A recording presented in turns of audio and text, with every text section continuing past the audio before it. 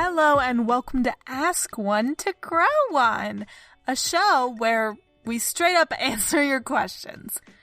This is a new mini-series that we're hoping to start doing more often, where we take a question about a recent episode or a question that we think might not be able to fit into a whole episode, and we try and answer it in a short little mini episode. So today our question comes from Jay, and he wants to know more about certified transitional organic agriculture. So we don't actually use the word organic when we talk about certified transitional, although it is intrinsically related to organic agriculture.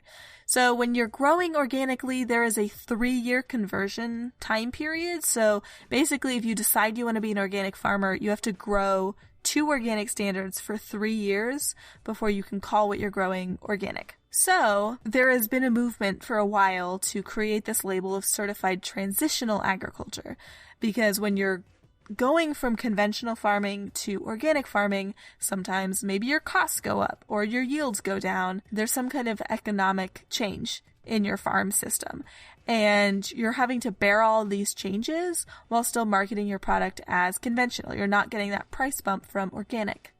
So if you're able to label something as transitional, meaning that it's in either year 2 or year 3 of transitioning from conventional to organic, so it's being grown to organic standards, but it hasn't been in organic production. That piece of land, that field, hasn't been in organic production for 3 years or longer. Then you're offering the farmer a higher price point, often. So that's kind of the idea behind it. It's not currently a national standard. There was a movement around 2016, 2017 to make it a certification offered by the USDA. However, the USDA has been in a bit of turmoil, particularly around 2016, 2017, as has many other federal agencies.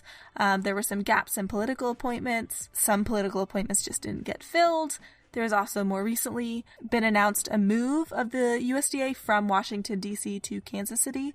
So creating a new certification is a lot of work. It would require the creation of standards and collaborating with different certification bodies, and it's just something that kind of got pushed back. It might eventually happen, but it's not currently the top of anyone's to-do list at the USDA, although it was at the top of to-do lists for a while, and a lot of people thought that it was coming up soon.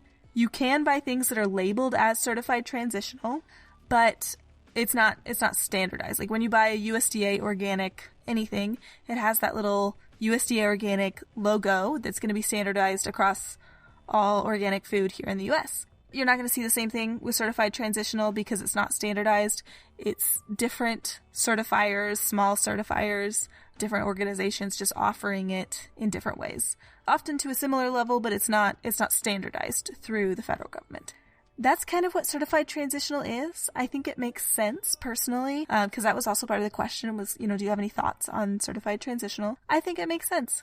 You're still going to be buying food that doesn't have any pesticides, it doesn't have any mineral fertilizers applied to it, and that theoretically is grown in an ecological way, but you just don't have that 3-year time frame. So if it's helping out farmers who are trying to make positive changes for their farm economy and their farm ecology, I think, why not? It seems to be a very innovative solution. Thanks for listening to this mini episode of Ask One to Grow On. If you have your own queries for our One to Grow On team, you can tweet with the hashtag AskOneToGrowOn or email us at onetogrowonpod@gmail.com.